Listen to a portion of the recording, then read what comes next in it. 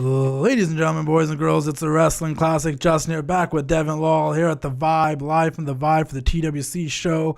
We got tons to talk about. It was a crazy week in wrestling. A lot happened, and I feel like I say that every week, but a lot's been happening since SummerSlam. We just went through All Out, and I think some of the biggest news to start off, Devon, was Chris Jericho losing the AEW title right after winning it. Yeah, that's what everybody's talking about. I know, man.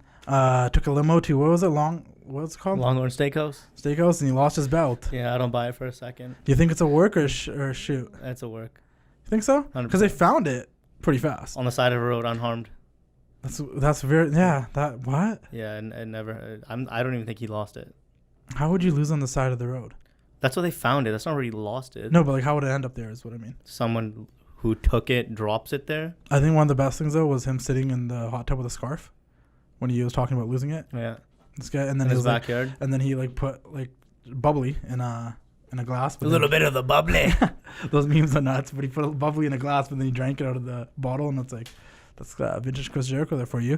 But let's get into All Out, man. Let's talk all about it. We have a lot to talk about today, but let's start from what was the thing that happened earlier than everything else, because Raw and Smackdown happened after All Out. What were your thoughts on All Out overall?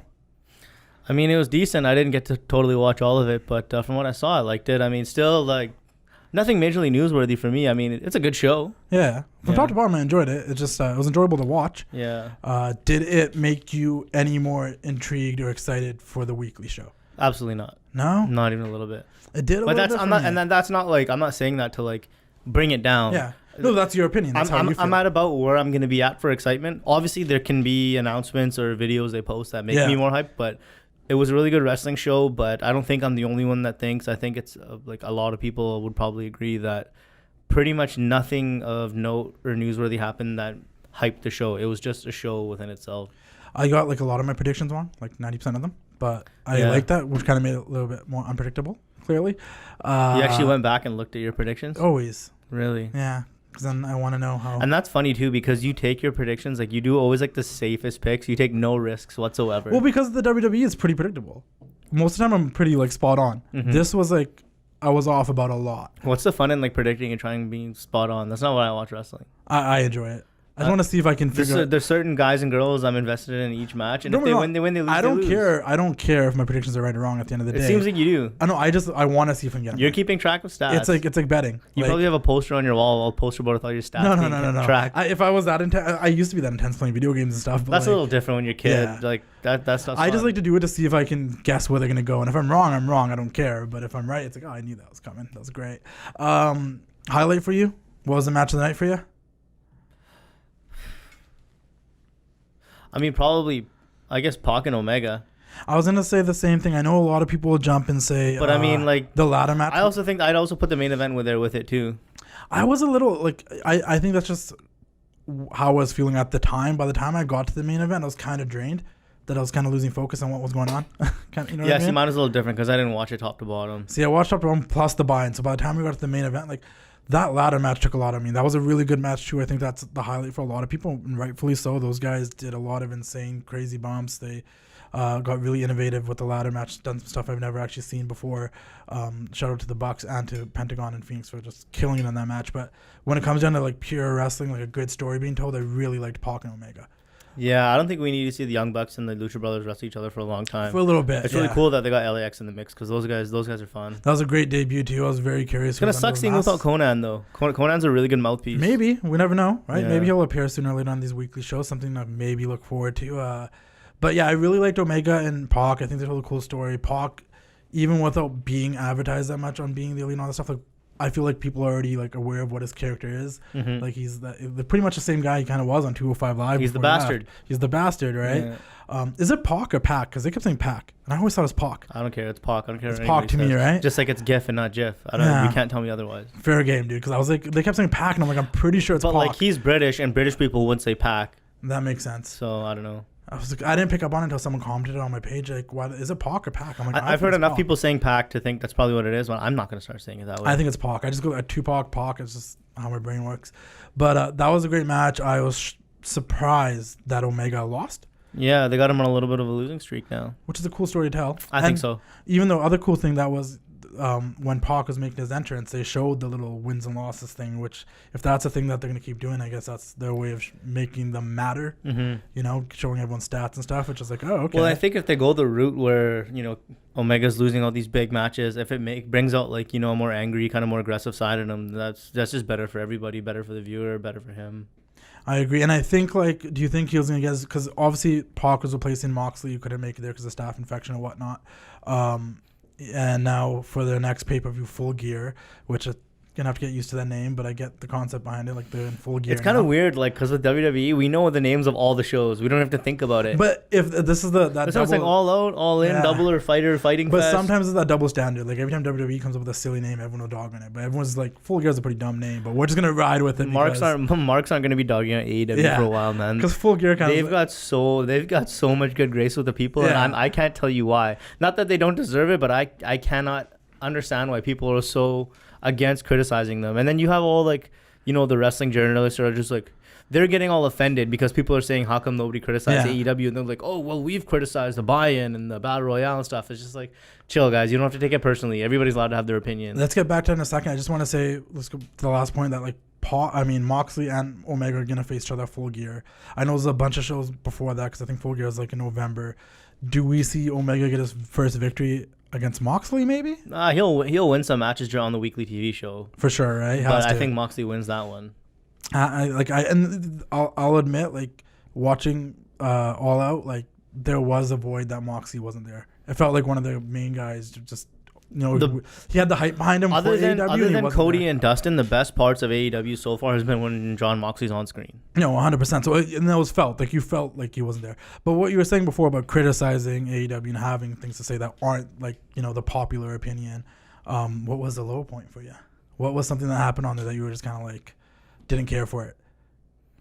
I don't know. I mean, because there was a couple of matches. There wasn't anything bad on there. Not necessarily bad, but there was a couple of matches where I was totally tuned out. Well, like, I don't know, like, I didn't watch it, but, like, the Dark Order is not really getting a lot of rave reviews. Yeah, not a big fan of any of that. The best thing about that match, nobody's really saying anything bad about them. People are just saying we don't really care about them. Well, that's the thing. That's something you can fix. That's not a death toll. They're not bad at all. Like, if you're gonna go dig deep and talk about, like, the in-ring work and their character, like, it's not bad. It's just they didn't do enough for us to really care about them. It comes to that thing where you just don't really know who they are. Yeah, and why they are the way they are. Like, there hasn't been enough explanation. But obviously, the best thing about that match, I don't know if you saw it, was after the match, Orange Cassidy showed up, got a huge pop. Yeah. I mean, I think it was the right use of him, especially considering how much hate they got for signing him. Yeah. He didn't do anything wrong there. He did his little hands in his pocket outside suicide dive. He did his little hip hop, and it was good stuff. I really don't like the like Jimmy Havoc type stuff. Yeah. So how do you feel about that match? Because I'm like on the fence about it. Like, there was stuff I'm like, oh, that was pretty dope, but I'm also like, that's not, like, for me. That kind of match will never be the match of the night. I've never been interested or entertained by anything Joey Janela's involved in.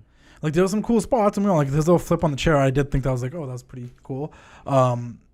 The Darby Allin barrel thing was pretty cool. But there's a whole bunch, like, a lot. That was one of those matches. I'm like, it was good. It was entertaining, but I can't ever sit there and be like, that's the match of the night for me. It's just like, that's like a washroom break for me. I'm just like, okay, we'll just let them beat themselves up for a while. I'm just going to look at Twitter, see what they're saying. And I appreciate what they've done, like, doing stuff, like, honestly, like, some of the stuff they do, like, that is stuff that is going to shorten your career. Like, dropping on your spine like that on steel step, like, that's not normal, you know? They did some stuff that, like, obviously I'm not going to dog them on what they do because I would never do it myself, but it's just not my style either. I just can't. Yeah. It's not something I can, like, I do. When I was younger, I loved hardcore wrestling and stuff, don't get me wrong, but there is a part of me now. Our hardcore wrestling was different, man. It'd be like shot with the trash can or a stop sign. These guys literally look like they're trying to hurt you, hurt themselves. It's a different level, man. That's not wrestling to me. They're trying to hurt themselves for the sake of entertainment rather than, like, dude, like, you don't have to go that intense. You know what the thing is too? At the end of the night, nobody remembers it. I think people. The only reason I'm talking about it now is because you asked me low points. Yeah. We would have went right through without even mentioning it. Maybe I would have brought it up because I did think, like. Yeah, if you have it in front of you and you're running down the card. No, but maybe. I did. I haven't heard a single person talking about that other than the fact that Cracker Barrel sponsored it and they used the barrel in a spot. Jimmy Havoc winning did nothing for me. I thought Darby probably should have won over because he's the only guy I felt like they built. But that's the one spot that I kind of was like, oh, when Darby Allin did the barrel thing, like, that was the only spot because I saw the live reaction videos too and the crowd reacted to that, like, concerned too. But I think fans are legitimately concerned because the stuff they did in that match seems like dude. Yeah, the mainstream audience doesn't really like that kind of stuff anymore. No, they're not for it. I'm not like remember all the backlash they got for that chair shot with Cody and Spears? Like, I know a lot of people the Snowflake generation, man, they're not having it. I know a lot of people probably enjoyed that match. I'm not dogging it. If you did, that's great. They did do they entertained, right? They did the I'm thing. dogging it. No, people can dog it if they want. I'm saying they entertained, they did the thing, but it just you can babyface both sides. I'm dogging it. Yeah. No, I'm just saying it wasn't like for me, like Pac and Omega, Cody Rhodes versus Shawn Spears, like those type of matches, Jericho and Hangman, like those stood out to me more than, hitting each other in the head with staples and paper cuts and that's not wrestling. Yeah, man. I don't know. It's entertaining. It's a different the show. I'll say something about All In and like wrestling shows, AEW shows is they do offer you a little bit of everything. That's awesome. That's thing. You'll get that hardcore wrestling. You'll get that lucha stuff. You'll get the wrestling. Yeah. Every show is offered you a little bit. And that's the stuff with their shows. There might be stuff on there I don't like, but it's never gonna prevent me from watching. Yeah, because there's stuff on there that you know. Something like that, like Darby Allin, like Jimmy Havoc, those guys, like it's not for me, but it's not meant to be for me. Yeah, there is an audience for that. There's CZW fans. Exactly. It's like, and that's what you said. You're gonna get a variety. I got Jericho and Hangman. Yeah.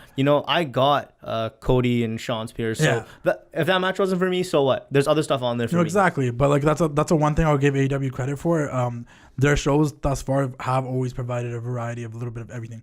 Another thing, it's a nice change up. Yeah. The other thing that obviously didn't stand out much to me, I kind of was not paying attention that much, was Ryo versus Hiraka Shida, the two ladies that fought for the other number one contendership spot. Mm-hmm. What I don't like, I'm gonna be completely honest, what I don't understand is that they're gonna have their first women's title match, and it's gonna be one of these women. It's gonna be Ryo versus Nyla Rose. Personally, could care less about either one of them. Yep. You had all these people in that battle. You had the Britt Bakers, you had the Bea Presleys, you had the Janelle Dashwoods, and all these guys, Jazz, and that Mercedes chick that's really popular. Like, you had all these people that could potentially be the next first women's champion for AEW, but we have Nyla Rose and this Ryo chick, and I'm like, I actually don't care which one goes over. Mm-hmm. Like, it doesn't like make me feel amused at all. They're just gonna hold it till Brandy wins it from them anyways. Yeah. Like, even if Brandy, even though people didn't want Brandy win, if Brandy won, it would make more storyline. She's got a good character, man. Yeah, Allie.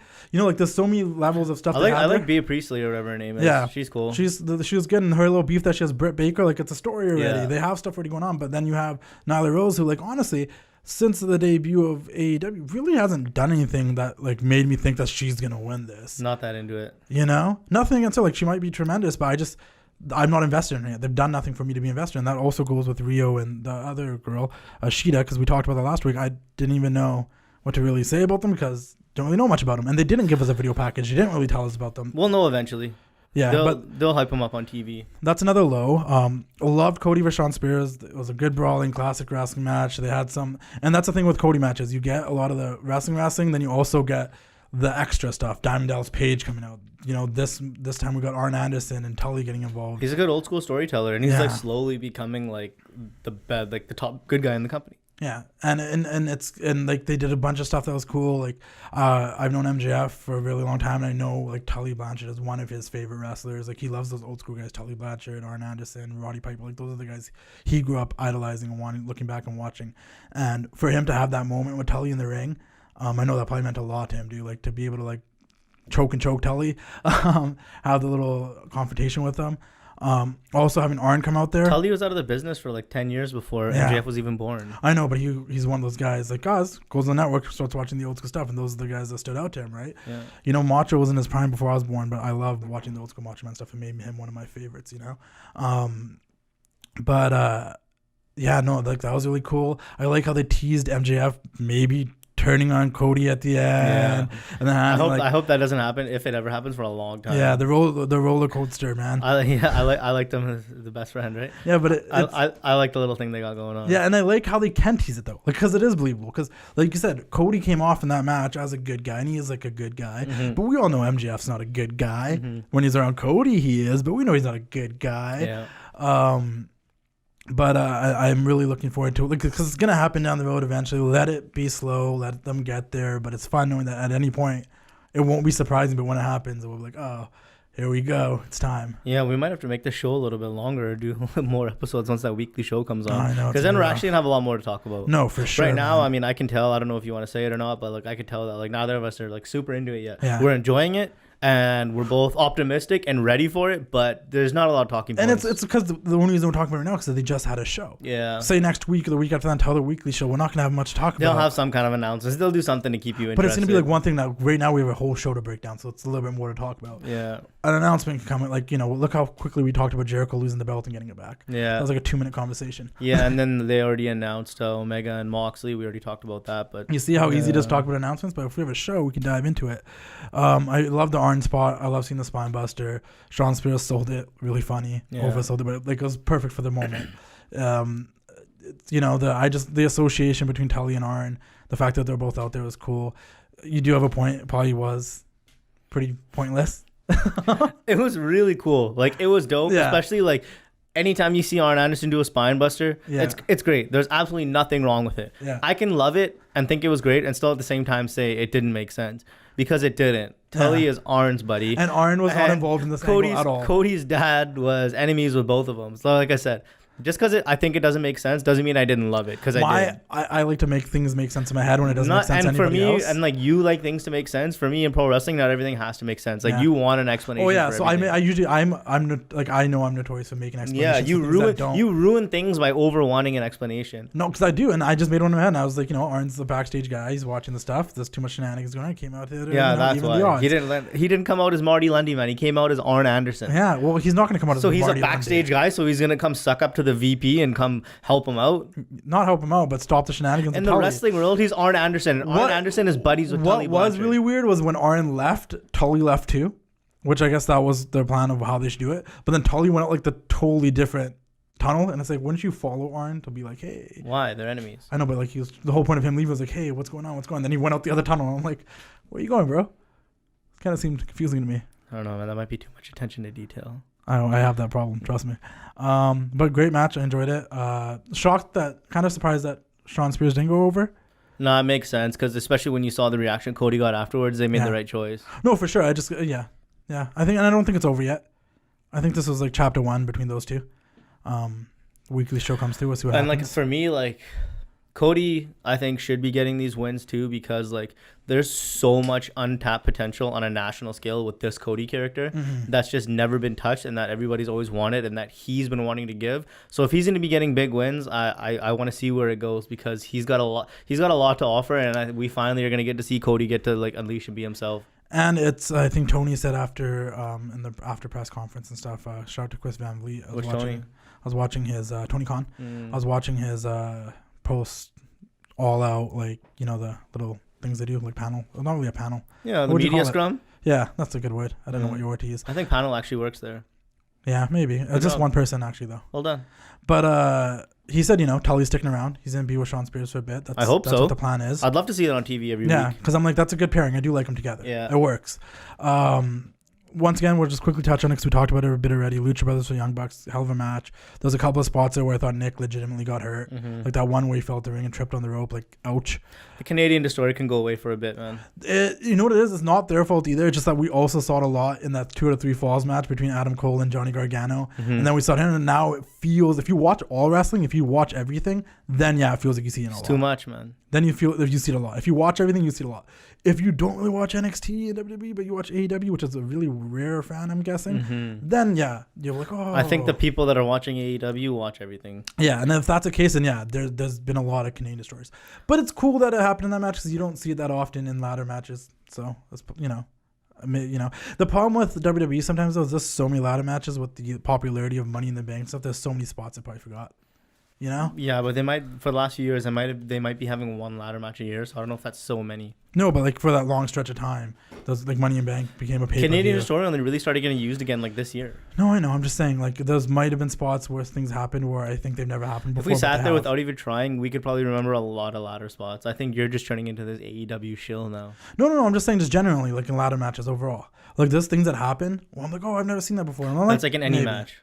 Maybe it has happened. That's like in any match. No, I'm just saying, yeah. You don't remember it all right away. But like, stipulation matches seem to be like more specific spots compared to like a singles match. Like obviously a lot of things have happened over and over and over and over and over again. That's what I'm trying to say. I mean, you're not going to see a lot of the stuff that happened now happen back in like, Shawn Michaels was Razor. So what's your opinion on the Canadian story? I'm not sure where you're going. Oh, my point is, it's overused right now. Oh, okay. Yeah, we said that. You said that, and then your whole explanation was that it's cool to see. No, I'm saying it's cool to see. I'm just saying this match had a lot of spots that I feel like I've never seen before. But I'm also saying I could be wrong because there has been a lot of ladder matches and I probably forgot more than I remember. Wouldn't be the first time. Yeah. You've been wrong before. Sweet. Anyways, Chris Jericho versus Hangman Page. We got the horse, which is cool. Hangman coming on a horse. I think that's going to happen eventually. Jericho, man. He won it. Timeless. Smart, man. Smart. When it happened, I'm like, you know what? Devon was right. This is the most recognizable name, and now he's their first ever champ. Going into the weekly show makes sense. And now we know. Look out for that elbow at any time. And that too, because that's how we won. It was out of nowhere. And he did all of his other finishers. He did the code breaker. He did the walls of Jericho, but it was that elbow, that what's it called, the Judas effect. Judas effect. Got him the win, man. Got him the W. He's the first ever AEW World Champion. Not only the first ever, the youngest AEW champion of all time. He is at the ripe young age of 48. Yeah, and the longest reigning. Yep. And yeah, man, there's a lot of things, man, for Jericho. Jerichoholic for life, man. All the stuff that happened that they filmed after the show of him walking around backstage. A little bit of the bubbly. The greatest thing on the internet right now. I swear to God. The memes are insane. It never gets all old. over the place. I'll just leave one on loop. You sent me like 12, I feel like. Right? I did. There's so many. Yeah. And then once you start sending them, I start seeing more, and I'm like, oh, this is a thing. Mixing in the music and shit. And now Jericho's posting them on his own social media. Like, it's solid match. Like I said, there was parts where I kind of zoned out because I think I was wrestled out at that point. Too bad there wasn't a watch along for you to follow along. I like that Adam Page now is working from under, man. Now he had his shot, he failed at it, and then if you watched his post-show press conference thingy, he was very, I upset, disappointed. I'm gonna get my way back there, and it's a good story. It's a good story for a guy like him. Because you know he's going to get there. He'll get to the world title. He's just not there yet. You know he's going to get there, but now there's a story they can tell every week. I want to see Cody and Jericho, man. And if they got one thing, me excited about one thing, with that press conference with Adam Page is they had Pac come out and confront him again. And it's like, oh, we're going to get to see this properly. Because last time it didn't happen. It happened in the UK or whatever. That'll be at Metal Gear Solid or whatever that. Full Gear? Yeah, whatever it's called. And then Tony Khan said, Pac is probably going to stick around for a bit. And they hope that he does more dates with them and stuff like that. Other than that, man, I think that's it for All Out. I enjoyed it. Oh, you don't have another 10 or 11 shout outs to give to Matt Jackson this week? No. That was last week. Oh, right. Shout out to Matt Jackson, though. There's the G. Young Bucks for life, bro. Yeah, sure. Yeah, Super Kick Party. Yeah. Their entrance thing kind of really reminded me of Marty Scurll, though. The little masks and stuff. I know they were supposed to be like deer. Oh, man, that guy fell off. It's not his fault. Ring of Honor is they had him all tied up, man. He would have been here. This may be the only time we say the words Ring of Honor on the show. Maybe. Well, I think we bring it up every once in a while. They got nothing going on. Villain Enterprises is the thing. They got nothing going on. Matt Taven's their champ, so. Yeah, he's drawing all 30 fans. And that's not a knock on Matt Taven. He's a really good worker and stuff, and he's fun to watch, but champ? Matt Taven? That's not a knock. Yeah, it's just, You're that guy. Yeah, it's not a knock. Then just don't say anything. What do you mean, man? That can't be spun in a positive way. Matt Taven is the world champion of Ring of Honor. Gonna kill us when you have a guy like Marty Scurll on there, man. He's a star. Yeah. Marty should be the champ. Jay Lethal should still be the champ. It's bad timing with his character. Oh, the one thing I did want to say though, I temporarily got hyped when those two men came out after the tag match. Oh, there's another thing I want to say about All Out before we move forward too. But when the LAX came out and they're wearing their masks and they attacked the Bucks in Pentagon. Were those the two men you were just referencing? Yeah, the two men. LAX. I felt like I was supposed to keep it a secret. Okay. But when LAX came out, for a brief moment there, I got really excited and I was like, oh my God, is this the Briscoes? Because for them to get that break that they rightfully deserve after so long and just being like a staple in Ring of Honor, it would have been cool for the Briscoes to be on a big stage. The Briscoes are super cool. Yeah, if those guys took off their masks and those are the Briscoes, I think LAX is dope, don't be wrong. Mm-hmm. I would have been way more excited if it was the Briscoes. Yeah, it makes sense. Jay and Mark showed up there, I'm like, oh my God, I'm excited. Let's do this. Yeah. I love tag wrestling, man. But they're also probably really tied up with Ring of Honor. Bring them all. Just send all the good tag teams there. Yeah, but the Briscoes are definitely tied up with Ring of Honor. And if they ever get free, man, I'd love to see them in AEW. I think there's a lot that can do there, man. And hopefully, eventually, these companies kind of work together. No. You don't think so? No. I hope so. No, because you know what, man? It's the same thing in, sports or anything. Why are you going to let your contracted commodity, go work somewhere else and get hurt. That's true. I mean, they have the deal. It just doesn't make sense. They have the AAA. Is that the company's name? They have a deal with them where like AAA, where Cody guys go work their big pay-per-views, and you know their guys can come work here. They already have that deal. So if that's the case, like I don't know, they're already doing it. Why not? You know. Though one last thing I want to say about All Out before we move forward is that opening match was so fun. SCU versus Luchasaurus and Jungle Boy Mark Stunto. Once again, Mark Stunto. Luchasaurus is the man. Luchasaurus is the man. He's the star of the show. Those kicks, the jump over the rope. I love Jungle Boy. I love Luchasaurus, but definitely in this match, out of that team, Luchasaurus was the MVP. He stood out the most. He did some crazy stuff. Yeah. And then SCU won, which honestly I'm fine with them, man. They're the vets. SCU can never lose any credibility. Yeah. It's impossible. No, and they're so good, man. They're perfect to open the show with. Their catchphrase is down with the fans. They're established as hell. Like it's Kazarian, Daniels, and Scorpio Sky. Like everyone knows these guys.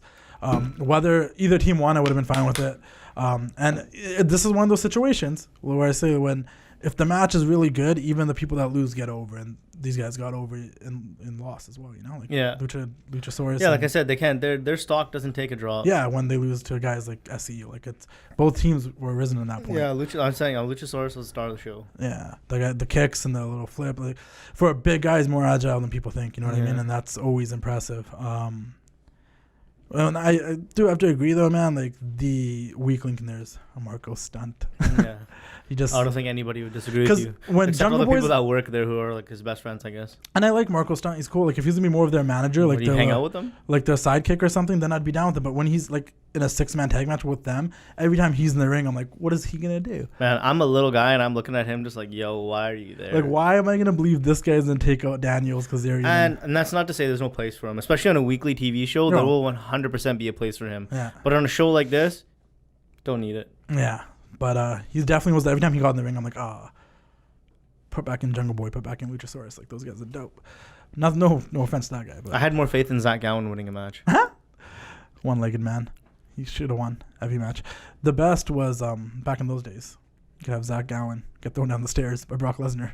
Oh my God! And not have social media go insane. Oh my God! Brock beat the shit out of that guy.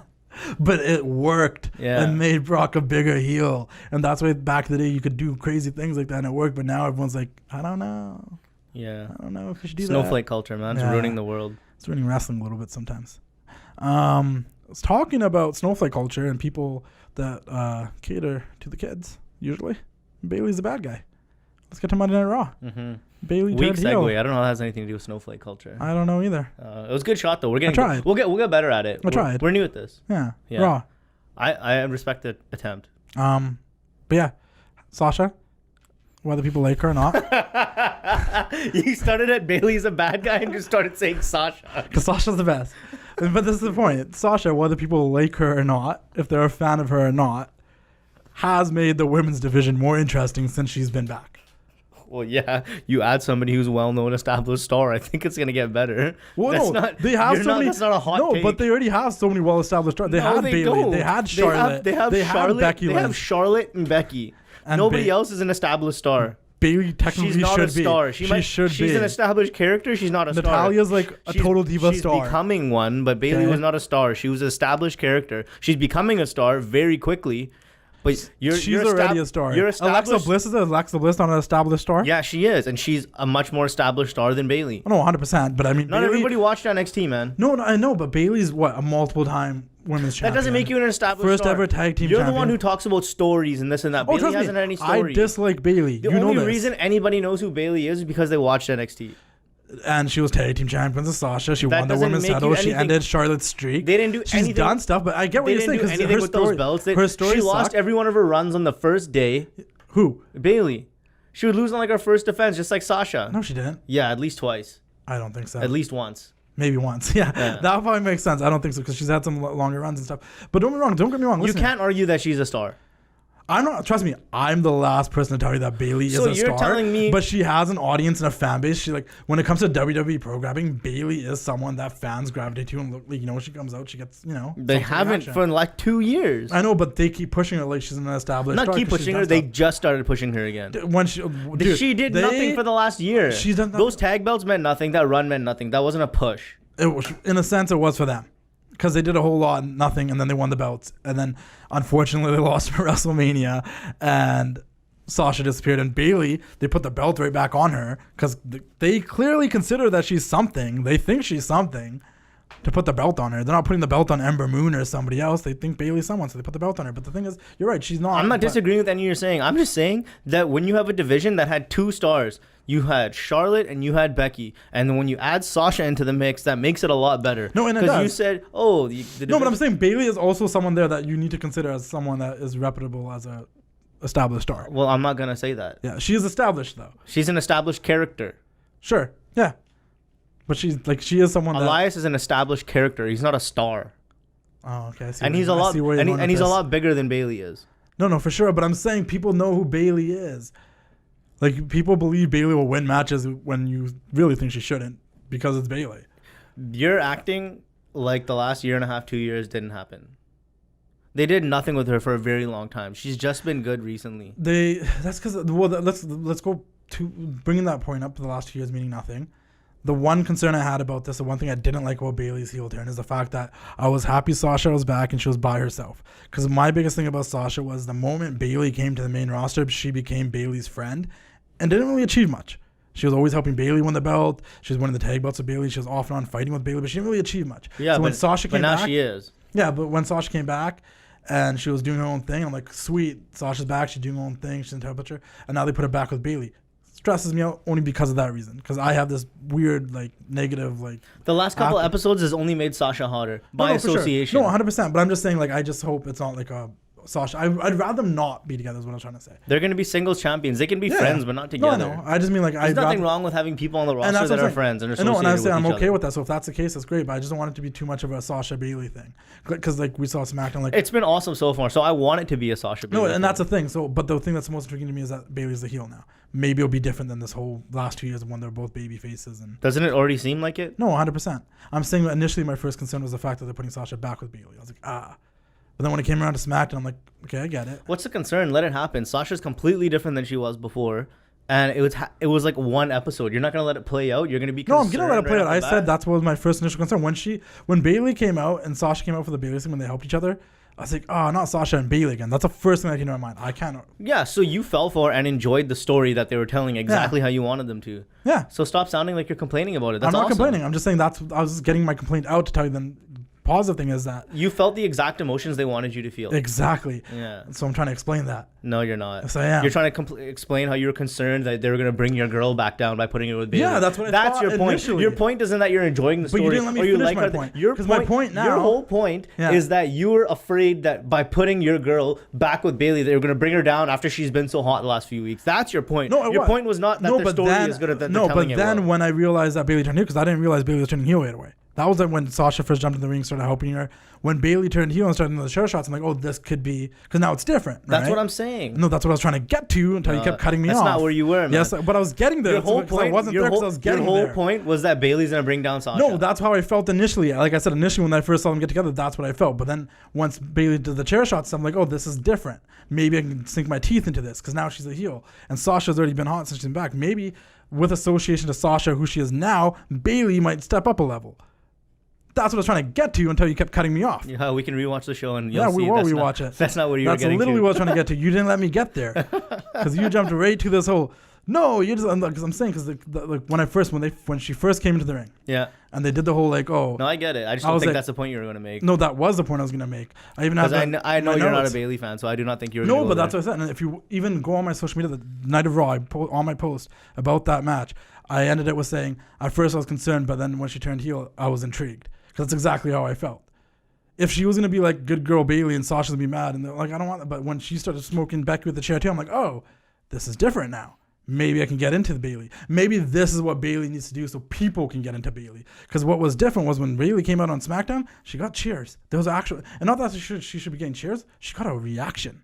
which is not normal for Bayley to get a reaction. It's usually crickets. Yeah, and she got a reaction, so I'm like, oh. You know why it's usually crickets? Why? She's not an established star. Okay, I'll let you win that one. I'll let you win that one. I'll give you that one. Gun to your head, next week Raw or SmackDown. Okay? No, okay, I give you that one. Would you rather Sasha be by herself and never ever associate with Bayley ever again? Okay, Bayley's not established. I'll give you that one. You win that one. I was wrong, okay?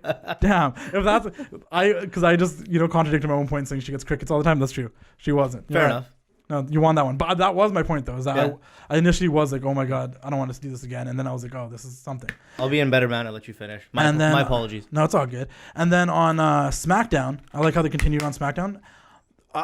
I think for years now I've wanted Sasha on SmackDown, so it was actually cool to see her on SmackDown. Yo, are they going to try and make her like the Joker or something? Why? She's like, did you hear her promo on SmackDown? Where she's like, I'm still a role model and this and that, like she's like some delusional bad guy or something. Well, she was trying to make it like she was proving that she's a loyal friend. That's what it was about, and that's like I like that. I wouldn't mind like the delusional, deranged kind of psycho girl though. That'd be a good lackey for this kind of Sasha to have. Yeah, I'd be down with that. I do also would love to see eventually down the road Sasha smacking Bayley with a chair. You know what, man? I think because everybody wanted it so bad, and then I just don't know if we're ever gonna get it now. I think they hate us. Yeah, and the if anything is established, is the friendship between Sasha and Bayley. They made us believe that completely over the last 2 years. Yeah. So it's like maybe just let them run with it for a bit. Actually, the thing is, though, week to week, we never believed it. We sat there every week we wanted them to waiting. And they teased us with it too. Remember the few times they fought backstage and they turned Bayley heel on Sasha one time? After Mania would have been the perfect time, but Sasha had to run away. Yeah. And go train in Japan. But I like this now. I think the break, her being gone for a bit and her coming back, like made everything better. Probably one of the best, if not the best storyline on TV right now. Because let's be honest, man, like the moment, because they spent so much time.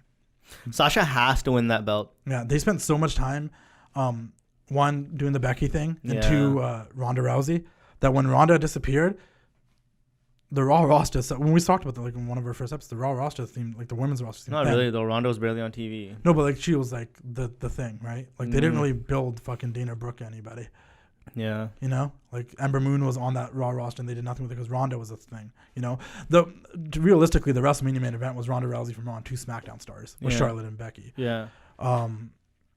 So like there was a void, and when Sasha came back, she came back as a bigger star because they needed someone like her there. Mm-hmm.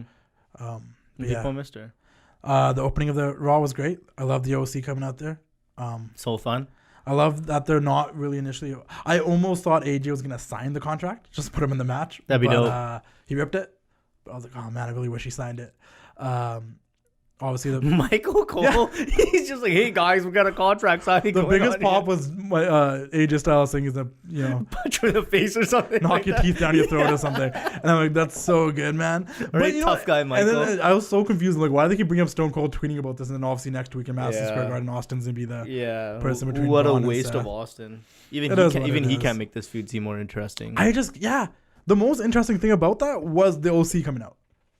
Because I feel like I'd rather still see AJ versus Seth. I'd rather see Austin and Roman have a face-off or something like that. Yeah, something. Or they dropped the ball to having Owens and Austin do something together. This Seth and Braun thing needs to finish. I know we say it every week, but oh god. Unless Braun wins the belt, which would be really confusing. Do you think Braun's going to win the belt? I don't know. I'd rather see Bray beat Seth for that belt.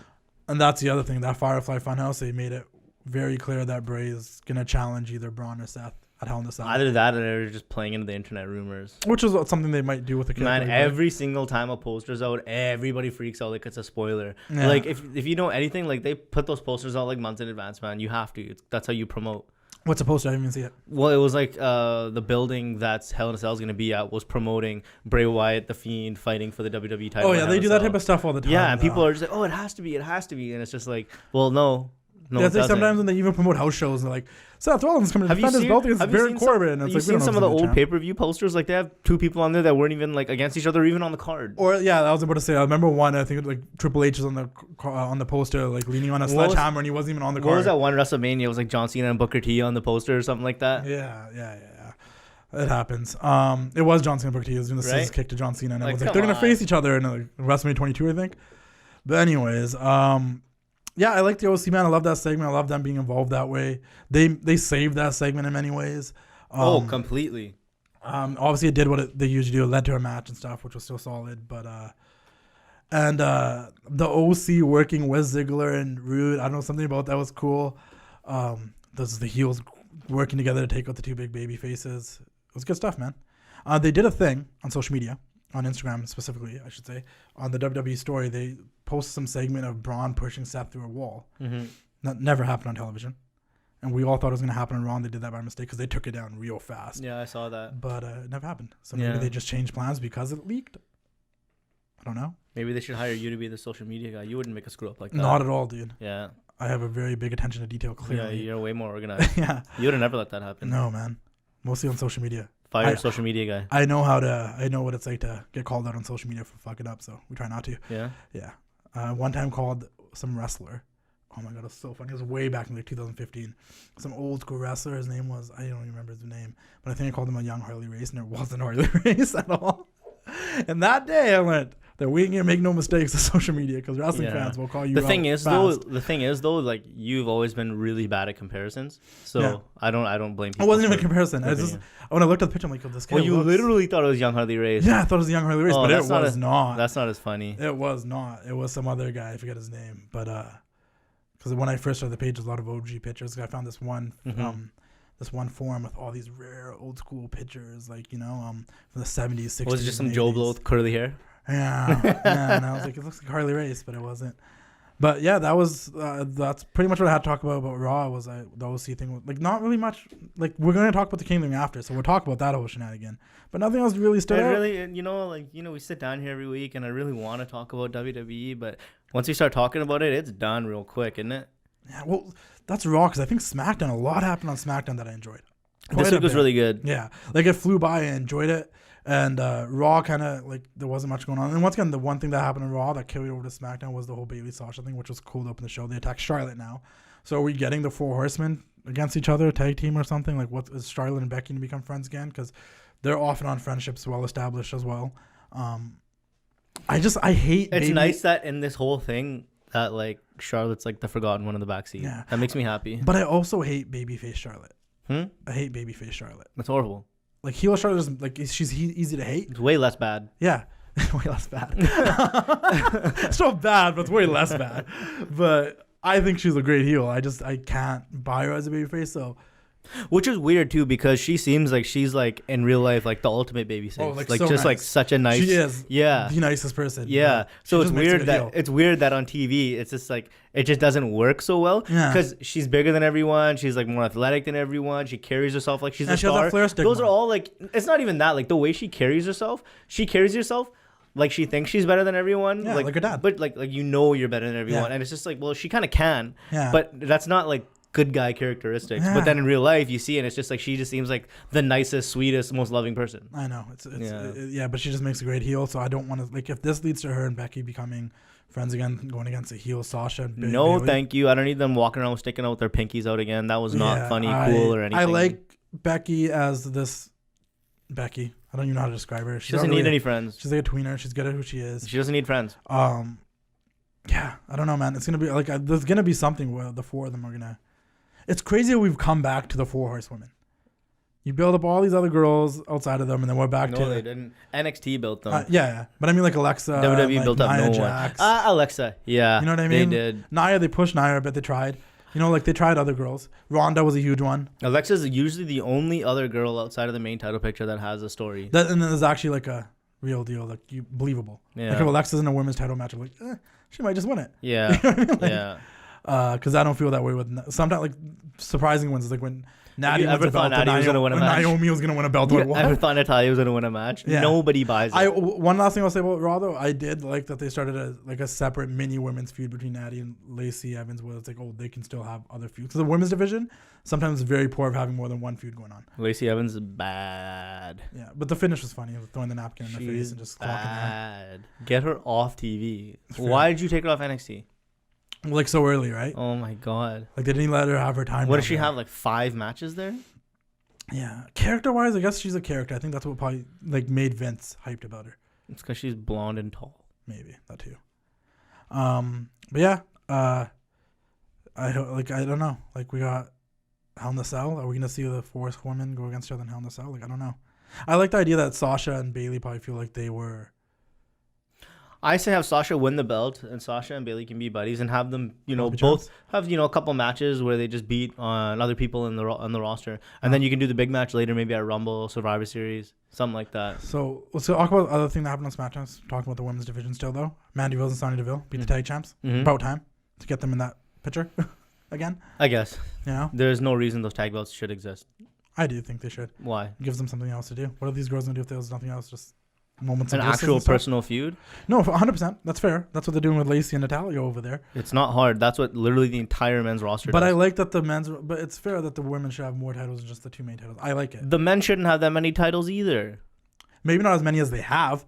There probably shouldn't be a U.S. and an Intercontinental title. Yeah. There should probably only be one. Yeah, you take those away and you take the women's tag titles away. But the women literally just have like three titles. They also have a much smaller roster. There's probably 50, 60 guys and like 10 girls. There was a point where there seemed like there was a lot because there's a lot of girls that aren't on TV right now. Yeah. Let's be honest. Like there's no Ember Moon. But when you count all the guys that are on our TV either, it's still a lot bigger. No, 100%. I'm just saying like there's enough for them to do it. It's just they have really poorly booked those women's tag titles. The women's roster would do much better with personal feuds. Because I feel like the Iconics being women's tag titles was good for the Iconics. It helped them out. It was a thing. They had something to do. But they didn't need that either. You send them out for a promo. That's what they're good for. That's true. Like that's a fair argument. There's nobody more entertaining than that. I like the tag titles. I think it's cool. Yeah. And I like that, finally Mandy Rose and Sonya Deville, if they're going to be together this entire time as friends, like now they have a motive that both of them can go after. Yeah. It's one of those belts. I'd much rather see Mandy keep bullying people. Yeah. That was way more entertaining. I was into when Mandy seemed like she was about to get a women's title match against Bayley before WrestleMania. I'm like, oh, this is where we're going. And then that didn't happen. But then, like, what happened to the Kabuki where it's like, there is a lot of women, dude. We just don't see them. Because Paige got surgery, Yeah, but you know what I mean? Like, there's so many women that we just don't see them. There is a lot of women. Yeah, but you can say the same thing for the guys. No, 100%. But the guys' roster has always been huge. If this was, like, 10 years ago, I'd say, no, there's no use for women's tag titles. But I feel like in this current thing, because even worse comes to worse, there's all these women NXT they can bring up. There's all they've shown since the day they created those titles that there's no need for them. They're just really bad at, I think, booking them, personally. I don't think Sasha and Bayley should have lost them that fast. The Iconics held them for way too long. They should have never been created. It's just another way. It's just another way for Stephanie to promote the women's empowerment on Twitter.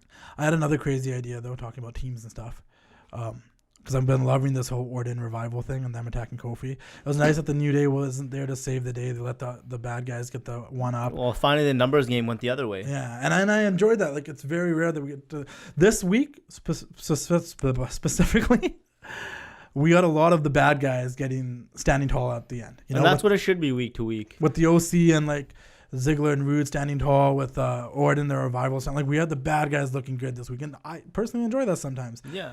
It makes you want to keep watching. I had a crazy idea. Tell me if it's a bad one. I don't know, because Hell in a Cell's around the corner. I'd be down, because like I remember when we saw the New Day versus the Usos and Hell in a Cell, the tag team Hell in a Cell, really fun match. Unreal. Crazy. I'm like, I don't know which way it would go, who would win, like whatever, but I think it'd be cool to have Orton and the Revival versus all three New Day and Hell in a Cell at once. Winner takes all. You know what I mean? Like, it'd be fun, having a 6-man Hell in a Cell, 3 against 3, winner takes all. I think they could do some pretty cool stuff there.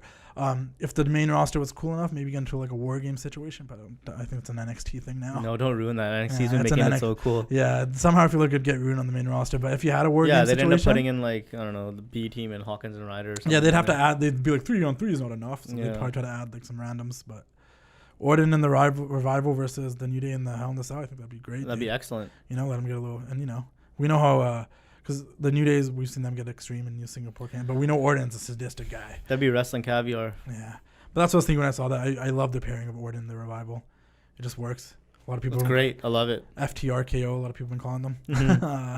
I love that 3D RKO stuff they do. Yeah. It just, the Revival, just, I don't know if I'm not going to say underrated, because they're definitely underrated. I can't even really say underappreciated, because they are getting used a lot. Just, they're better than they get credit for. And never seems like the machines behind them. Yeah. But you're always entertained and enjoy them. And they're always doing something, so you can't even really say that. But it's never seemed like the machine's actually behind them. Like that's their favorite team. But despite that, they keep kicking ass. And every time they get opportunities, they deliver. Yeah. I'm just a huge fan of them.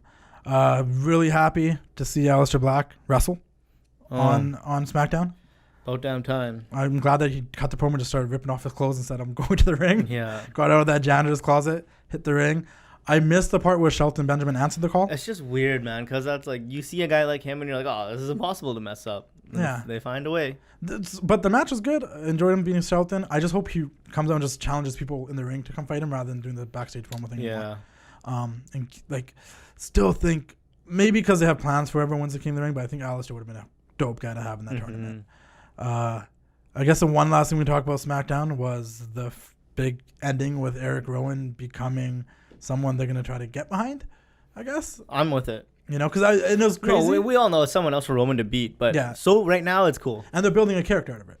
Yeah. No, we've never really been behind Rowan. Yeah, it's always been Harper. Yeah. Rowan was always that guy with Harper, with Bray, and with Bryan. Like he wasn't ever the main guy.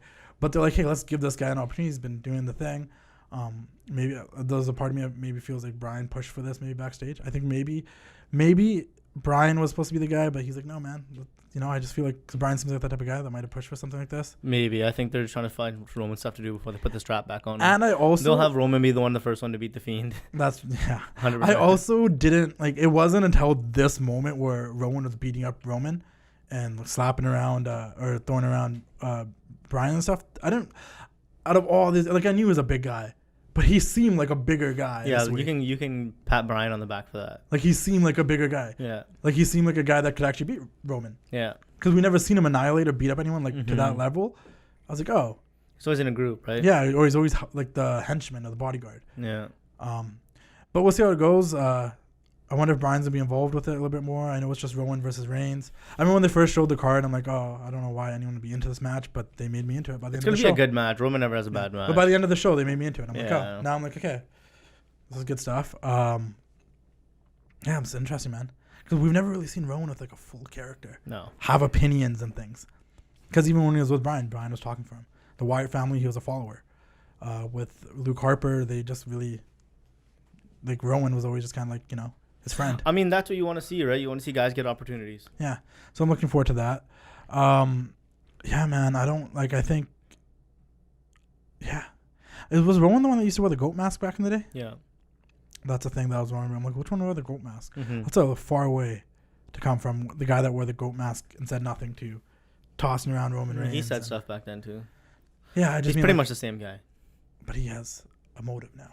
Yeah. He has ambition and things he wants to do. I mean, he's gotten a lot more aggressive. He's become a much better wrestler. What else? Was Kevin Owens on SmackDown this week? I don't know. I don't think so. No. The one thing that also really struck me was obviously the 24/7 stuff was fun. Yeah. You know, Maverick winning it back, and they gave it to Bo Dallas for a bit. The Singh brothers showed up. And then you had R-Truth pop out of the King of the Ring thing and take the belt, and Corey Graves made that funny comment regarding, you know, Jericho losing the belt at a fast food chain. And fast food chain. So maybe Drake Maverick would take the belt and take a limo to a fast food chain to celebrate. I'm like, that's pretty funny. It was good stuff, though. Other than that, I think we should jump to the King of the Ring. Because it's still going. We've moved forward. I guess the biggest thing to talk about is that we had Samoa Joe and Ricochet on Monday Night Raw. That ended up with it being a DQ, a draw. They both, like in WWE canon, they've made it known that in tournaments, count out disqualification means a bye for the person on the outside of the bracket. Yeah. Either way, you see Samoa Joe move on. I'm not upset. I mean, we've seen rules change before. Yeah. Brad and Luger went over the top rope at the Rumble, and then they were both winners, but something happened in 2005, and Vince said continue the match, and that's been the theory then. Obviously, they had a way they wanted to go. I kind of like it, because I obviously right off the bat, like if we talked about this last week, once I saw Baron beat Cedric Alexander in a good match, really good match. So I don't know if you did, but what was your first thought that Samoa Joe was just there to take the pinfall? I thought Ricochet was going to win. No, I mean in that triple threat match, he's there to take the pinfall. Oh, I didn't think that. Joe doesn't ever win any big matches, man. They clearly don't want to pin Ricochet. If you look, Corbin's going to the finals, you believe, though, right? Like we both can. It's just he's the only guy that I think people like cringe when they think about him winning. So after that match with Cedric, let's see it. But like every time Corbin goes by the throne, I'm like, I don't want to see this. But because I feel that way, I'm like, he's the perfect guy to win. Now that Andrade's out, it looks like Corbin's gonna win. Yeah, Corbin versus Gable, and then Corbin's gonna win. Yeah. Because Elias versus Corbin's or if it's Corbin and Elias, and they just hand the crown to Shane. No. Best in the world, King of the Ring. Oh my God, that would piss people off. They'd have to kill the tournament forever. Yeah, nobody would ever. This is the last ever King of the Ring tournament ever. I like the moment Elias beat Ali. And Gable surprisingly beat Andrade. I did not see that coming. I really wanted Andrade to be the guy. I thought it was going to be Andrade versus Ali. I'd have to go back and listen to last week, but I'm pretty sure I thought it was going to be Andrade versus Ali. Yeah. The fact that it's Gable versus Elias, talk about unpredictable. I did not see that happening on the SmackDown side. It's more matches than Elias has ever had in his career. But it also almost guarantees that the SmackDown side's not going to win the King of the Ring, I feel like. Essentially, unless Elias is finally going to get a proper push. And I've been wrong just like last week. But right now, I don't think anybody sees that. But the story on the other side is way more intriguing. Making it a triple threat match, having Joe and Ricochet there. I just want to see Joe win something, man. You can even go Ricochet and Chad Gable and have Babyface with Babyface at the end, but I don't see them doing that. Yeah, I could see them giving it to Ricochet. Yeah, because Ricochet is the guy I can see taking it. But I could, once again, the scariest one is Baron Corbin. I think Ricochet is one guy they don't want to totally have lose a bunch, or they don't want to put in anything right now, but they don't want to make him lose a lot because I think they want to do something with him. They just don't know yet. I would, if it was up to me. And I don't know either. Yeah, if it was up to me, I think he should have still been the U.S. champion. Even as AJ's not really doing. No, but it's not even about champion. First of all, that title's garbage. Everyone that holds it, nobody does anything. That's fair. I try to make it. I try to make it important. Having a title, let alone a meaningless title, isn't a storyline. What I'm saying is they probably don't know who to pair him up yet to really make him go to that next level, which is why they keep taking care of him.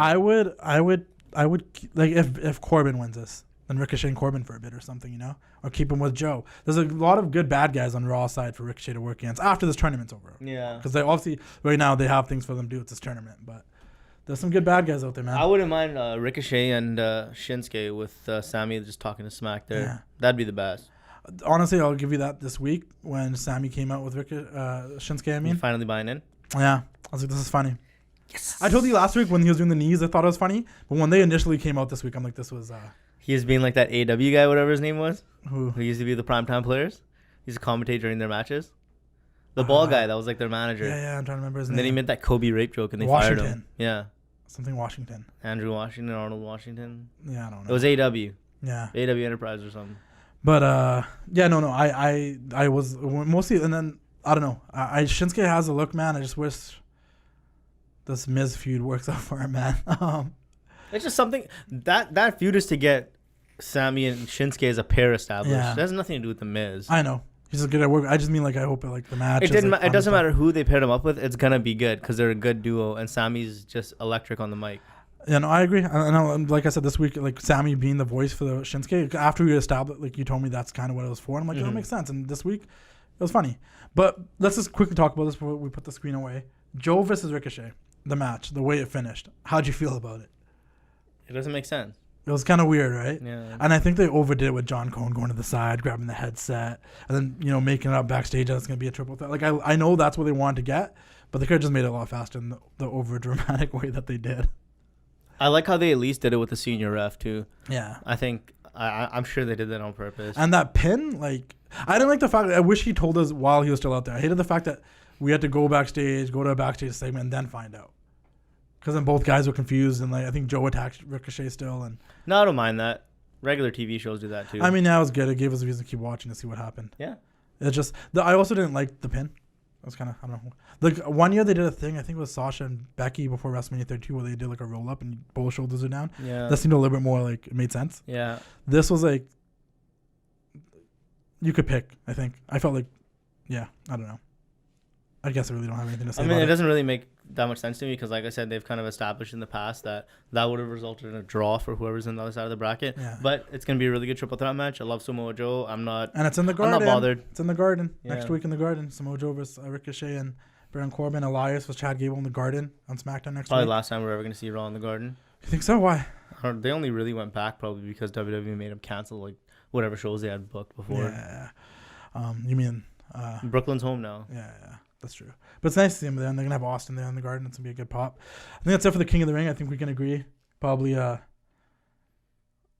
still rolling with Samoa Joe, baby. Are you? Yeah. I would actually... If it's not Joe, I want to see Corbin just win it and piss I feel like it's a heel off. thing. A heel needs to be the King of the Ring. Yeah, no. Corbin winning it would be awesome. And you know what? He's been having good matches, so... I can see the people slowly trying to... And he's someone that could run with it, and people actually hate him. And he is good on the mic. If Joe wins, it would just be cool, because I think all of us kind of want to see Joe get a big win. Yeah. We just want to see Joe get a big win. 100%. So we'll see if that happens. That's it for the King of the Ring. Was there anything else that happened this week that was mind-blowing? Anything else in the news or anything? It's been kind of AEW. You all got the out. notes, man. I just roll with it. Yeah, I just want to know if there's anything else besides the Bubbly. I was just gonna say that. Little bit of the bubbly. That's like the only thing going on. Oh my god, it's the best thing in wrestling right now. It's I'm gonna buy that T-shirt. How is Jericho? There should be a T-shirt. It is. Out? They made it today. Oh my! Of course they did. Of course they did. Do you even use the internet? I sometimes. God. Something really cool happened this week on social media though. I posted a match from 1998, Bret Hart versus Randy Savage, Slamboree with Piper as a special referee, and I wrote down a big long caption about how like they're two of my all-time favorites, and they only wrestled like a handful of time in singles matches. Yeah, they were involved in a lot of tag matches and stuff. We saw the Space Cowboys. We talked about that a couple of weeks ago in their tag team against Flair and Michaels. We saw them in a tag team in WCW match where it was Piper and Savage versus Hart and Hogan, and we saw the Hart Foundation versus Hogan and Savage and et cetera. My point is we've never really seen them have many singles matches. There was one in 1987 on Saturday Night's Main Event when Savage was the champion. And Bret was still in the Hart Foundation. He wasn't really established single stars yet. Great match, great story. He worked Savage's leg and the boot came off and Savage took out the victory. Like it was a good little match on Saturday Night's Main Event. They worked a match in 1994.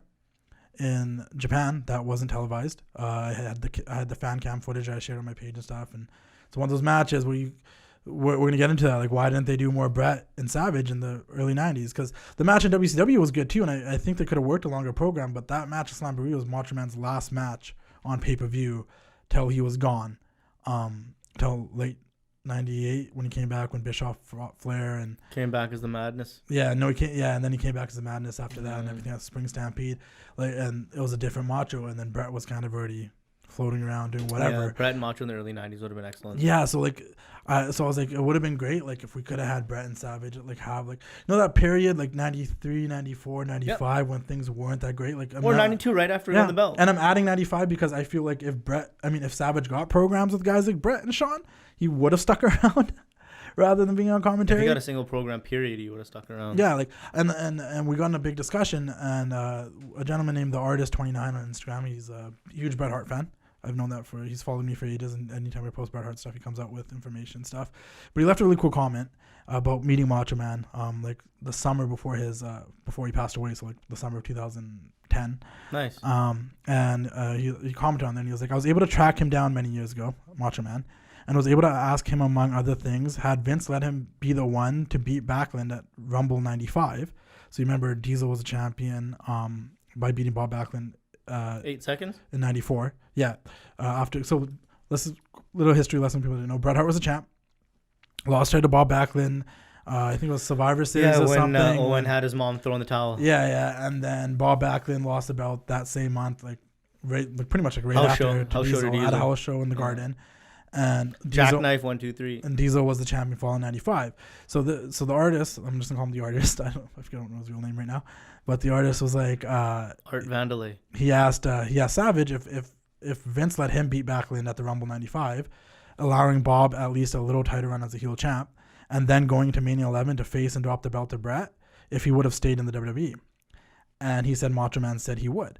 He told me that he loved Bret to death. After Macho Man passed, Bret told me that Lanny told him that Randy said those exact same words that he said to me, because he's met Bret a bunch of times and had these conversations too. And he's like, and he loved Bret to death like a brother.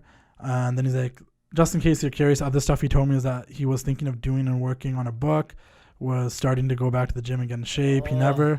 He never said if it was for health reasons or for a return, and this was the summer before he died, and that he would go back to the WWE, though not go back on the road full time, but never had the serious conversation with Vince that was needed before anything was even considered. Oh.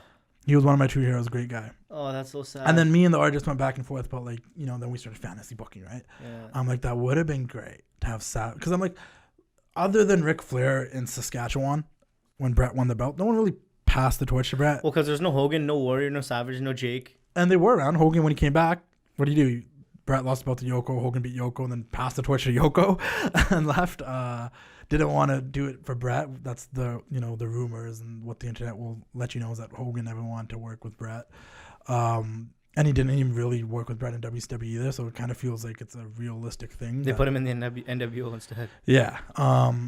In the one match that they had in WCW, he ended up turning and running the NWO. But And then the Warrior, he obviously came back for a bit. But he was gone in 92. He was gone, but like, you know, like none of these guys really did. And like you had Savage there that could have done it. Imagine all those feuds. You had Warrior, Savage, Jake, Hogan. And I was like, imagine. And Bret became a legend without any of that. Which is a great thing, but it would have been cool to have these programs. Oh, for sure. I'm not saying that. I would have rather had that than no. And this is no like disrespect to Kevin Nash, but 95 was a pretty blah year. Yeah. Even watching it back as a person that was a little kid, but watching it back. But the thing is, though, like when I was 5 years old, I don't remember that year being so bad. No, exactly. I liked these. I remember seeing that stuff and being like, these guys are cool regardless. I thought it was cool. But watching it back, like last night, I went out of my way. We talked all of Diesel's best matches were with Bret. Yeah, but last night we were talking about. Remember, I was telling you I went back and started watching these SummerSlam matches. My network's not working, so I pulled out the old anthology sets. Yeah. And I kept reading things. I kept reading reviews as I was watching the matches, right? And then I was like, and then I read that story about how Mabel did that slash sat thing on his ass. Yeah, and I totally forgot about that story. So then I went and watched that match, and boy, it looked bad. It was bad, and boy, 95 was a weird year. That show was weird. Taker versus Kamal. So once again, as a kid, obviously as kids, we loved it. It was good stuff. Like I did not think of it, but watching back, like 95 was a little.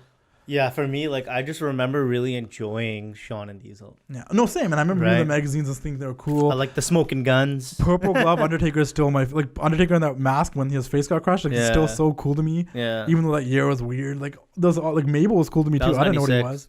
But yeah, but like was it 96? Yeah. No, it was late 95. 95 is when he's got his eye crushed. That's what I'm talking about when he wore that mask. Yeah, right. And then in early 96 he had it because when they were doing the promos for Taker versus Bret Hart for the Rumble, he still had the mask. Yeah. But like obviously as kids, like I love that stuff. Like I still like really like 1996, and a lot of people will still say that's not a great year. But I'm like, no, the stuff in 96 not so much for me. Really, I liked it. I enjoyed 96. That was kind of my first year watching Raw on TV. That makes sense. You know what I mean? Like seeing Shawn Michaels versus Yoko and da. But and Owen Hart and British Bulldog. I love that team. Anyways, back to the story. So we started fantasy booking, and this is what I thought. And you tell me if you have a better idea. I would have loved if they just went with Luger versus Yokozuna at 94 WrestleMania and gave us Savage and Bret on the side, as well as Bret versus Owen. Like Bret still could have done double duty. He could have lost to Owen and beat Savage. No, I think you go Bret, Yoko, do Luger, Savage, and then Bret, Savage. Eventually, like a SummerSlam or something? You can't take away Bret Yoko that moment. You can't take away Bret sitting on everyone's shoulders with Savage leading it. And then you go to Bret Savage. Savage turns on him. Because what happened that year at SummerSlam?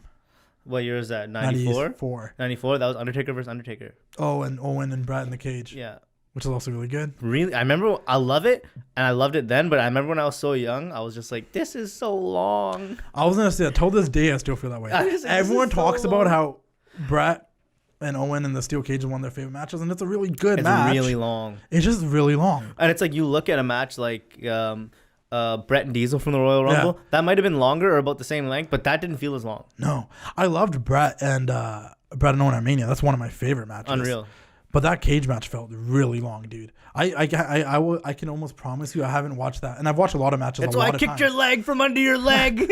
I watched a lot of matches a lot of times. Yeah. I probably have only watched that cage match like a total of 5 times tops. I was going to say 4 or 5. Yeah, there's no way I watched it. It's too long, Since the network came out, maybe 3. But whenever you rent the VHS, you got to watch it, right? It was too long. That's not one of those. Yeah. I probably watched Undertaker vs. Undertaker more times than I've seen that. I just remember like a lot of the stuff that I wanted to see or was waiting for wouldn't be in the video store, so I'd be like, oh, I guess it's SummerSlam 94 again. I'd just be so choked. That's where, but to be honest with you, like the video stores, like that's where I learned everything. That's where I first kind of got my WCW kick. I remember renting like Uncensored 96, I think it was, or 95. See, my video with store the Dungeon of Doom for facing Hogan and Savage. My video store had like Bash 93, Havoc 92, shit like that. Well, I also had the video games, the old Slamboree, I think it was, for Super Nintendo. So I had like Vader. Yeah, and no, my first WCW was a Nitro for PS1. Yeah, but I just remember I specifically remember renting the Uncensored with that triple cage and Hogan and Savage versus everybody. And I'm like, yo, this is crazy. Yeah, I remember. Because with an older brother who was a Hulkamaniac and having all that 80s stuff on VHS tapes and everything and the magazines, like I was huge on Hogan and Savage. I always loved Savage. Even when I was a kid, I never liked Hogan matches. I would always watch the tag matches, the Macho matches, the Warrior matches. And then you'd go like all the best of WrestleManias and all the main events is always like, oh, Hogan's on again. And I always be like, I was always more of a Savage guy. Yeah. And it might have been. I always kind of think it's more because my brother's a Hogan guy and I wanted to be different, so I was a Savage guy. Yeah. But always a Savage guy. And he started, like I said, I wasn't alive during his prime, but I grew up watching that stuff. We saw a lot of them though. Yeah, like I grew up and like you grew up like watching him like I was because the and if stuff you had I had, VHSs, it was easy to see. Yeah, it was at your fingertips. And like, it was almost like I was watching. And live. on those old pay-per-views, they'd show you all the build-up and stuff like that. But anyways, feuding with Jake and all that. Quickly back to this. So if Savage fought Bret at 94, because I like his 95 idea that he wanted to fight him at 95. That actually would have saved WrestleMania 11. We probably wouldn't have had Diesel versus Shawn Michaels. We'd had Bret versus Savage. Would have been great. But I was like, I would have loved Savage to work Bret in 94, which your argument's true. The whole shoulder thing after beating Yoko was a big moment, and they could have done SummerSlam. But I would have loved to see Savage because we also heard. I guess you could have had that moment with Randy. Yeah, but how do you get the belt on Randy before that? Beating Bob Backlund. Yeah, I know that was the year after. Yeah, that's what I'm saying. Yoko, you'd have to beat Yoko somewhere, but they were really big on Yoko. Mm-hmm. They were too big on Yoko to do that. Nah, he was good at the time. No, I know he was. I mean, like, that was the thing, though. Yeah. Yoko was the guy at that point. So it wouldn't be, like, you wouldn't just have Savage beat him at the Rumble or something. Mm-hmm. Which would be payback for Yoko eliminating Savage in the silliest way they Rumble before. Mm-hmm. Where Savage tried to pin him. But, because what I was going to say is, like, I would want to have Savage versus Bret if Savage stuck around in that craze. Because we've also heard a lot from Lanny, from other people, that Savage also was really pushing to work with Shawn Michaels. And want to do like a 2-year thing at WrestleMania 10 and 11 with him. But having him versus Bret at either WrestleMania 9 or 10, 9 would have been a good one too, but Yoko was the guy. Yeah. And then having Savage versus Shawn at WrestleMania like 11 and calling it a day or something, that would have been great. 9 would have been good. Yeah, because he kind of had Yoko in the main event spot again. Yeah, but that's because he won the Rumble. You could have had Randy win the Rumble. Yeah, and they could have. Yeah. And people were behind Randy almost winning that Rumble, I remember. Yeah.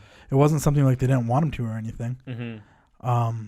But yeah, I thought that was a really cool comment. Yeah, that's sweet. That story kind of made me sad. Yeah, I love when people tell me stuff like that. I would have been happier hearing. No, I would have never gone back. Yeah. I wanted to leave there. And like he wanted to come back and never had the conversation with Vince. And he might have wrote a book. I remember how close he was to coming back too, because he started doing the stuff with the action figures. Yeah, and All Stars, that video game. And he was cutting promos. And everyone knows when that stuff starts happening, majority of the time, and there's a proven track record. Goldberg, Sting, that was Warrior. Like the first time that was happening. Yeah, like Warrior, and Sting, Goldberg. Warrior. Every time they get involved in the video game or action figure stuff, there's a higher chance of probability that they're going to come back, and Savage could have came back, but that was the exact year he passed away, and it's very sad. So if we had this conversation with him the summer before, this was that period where he was, the conversations, the door is probably opening.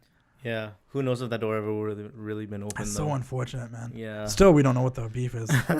Taking the Slim Jim deal, the Stephanie McMahon thing. We can all assume. We don't know what the real beef was. Was Vince really heartbroken when he left? We know what we want to believe. Yeah, everyone has their own theories, but, I'm a Macho fan. I would have loved him doing his own Hall of Fame speech and everything else. It would have been great. Big time.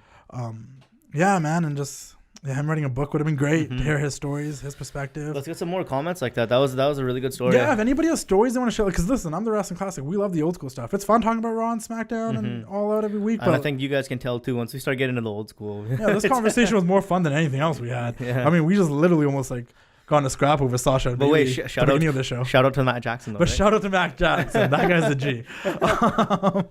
Before we get off, I just want to quickly say, once again, Rockin' Chalk Line, Hart Foundation jacket.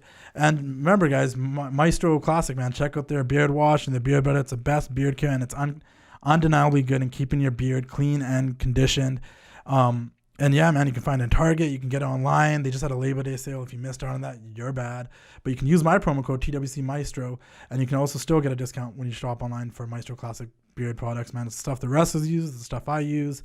If you're a bearded guy and your beard gets itchy sometimes, or you feel like it doesn't look the way you want to look or anything else, get Maestro Classic. And yes, Devon, they are sending us a care package after you brought it up last week. Give me a little bit of the bubbly. They heard you, and they're all on it. And once again, thanks, shout out to Cardillo, because these cups, how's it been working for you so far? Ice cold, give Ice Shaker? Baby. Ice cold. Ice Shaker. Look at that. You can still hear the ice. So you told me when you got in the car that you've been using it every night. Whatever, every like day, water, body, or bed, or whatever. And it stays cold. Oh, so it's proven these Ice Shaker cups will keep your drink cold. I put this ice in there hours ago. I put a drink in here at the beginning of the show, and it's still like as cold as it was when it came out of the fridge. So these Ice Shaker cups that Cardillo hooked us up with, like, they're legit, dude. So unreal. Shout out to you guys as well. We're gonna be live from the Vibe next week, guys. I really enjoyed this episode. Please drop more comments like that. It was fun talking about that. I love hearing stories, mostly when they're guys that I'm like a huge fan of, and like literally, if you've heard me talk this entire time, I kept just reading stories about things that happened and watching stuff. Like, if you guys haven't watched the feud between Ric Flair and Mick Foley in 2006, it was awesome because I read the backstory about what the legitimate beef that they had backstage. And then I started watching these promos and stuff, and it just made it so much better. So it shows how... I'd say, too, after this weekend's ladder match, give Shawn Michaels and Jericho at No Mercy a shot, too. Yeah, that's a great... That's my favorite ladder match of all time. When things feel personal and stuff, that is a really good... What is my favorite That's when he punched Rebecca. That's when he punched Jericho. Oh, you know what else I watched was Eddie Guerrero and Rey Mysterio. Oh. I watched because I put that SummerSlam on to see Hogan versus the I'm Your Papi one? Yeah. Nice. Good match, man. A couple of things here and there, but great match. Yeah, drop some comments, questions, suggestions. I mean, we can talk about whatever. We got a pretty decent knowledge of it. We know the history. We know the current. So help us make the show better. And you guys know I got a ton of opinions. If you follow the Wrestling Classic, I'm always giving my opinions, my fantasy bookings, my this and that. Oh, also shout out to all of you that commented and left your opinions on my whole fantasy booking about The Fiend versus The Undertaker. I know Devon's not a fan of that. We'll do it next week. We'll talk about that next week. I do want Purple Glove Undertaker one last time if it could ever happen. I'd rather have Biker Taker. Either one. I just want him to go back to something one last time for like nostalgia feelings. But we'll talk about the next week because I got a lot of good feedback on that. There was a lot of comments on that Fiend versus Undertaker stuff. I'm for it. Anyways, yeah, you can catch me at the Wrestling Classic, man. Info at thewrestlingclassic.com if you want to send me emails with questions stuff. Just drop comments, man. Like, as you guys can tell, I read the comments. I like we talked about the artist's comment this week because it hit the spot and I want to talk about it. I want to make sure we got to it. Send us questions. Remember, you guys can listen to this show on iTunes, Spotify, and Google Play. It's also on the Vibe YouTube channel. On YouTube if you want to watch it. Support us, man. Drop ratings, drop reviews, drop questions, do the thing. You can find Devon Lau on Twitter at dlau1990. Is that it? He's a very opinionated guy. If you can't find him, trust me, he responds to most of my random tweets and says something like he does on the show, you know? But it's never nice. Yeah, it's usually like shut up or something. And that's him. So you guys can find him. And yeah, man. And if you, since this is going to be dropping this weekend, just make sure this weekend you guys enjoy the what? What is that beverage of Jericho this week? A little bit of the bubbly. Enjoy the bubbly. See you all next week on, huh? Ooh, yeah.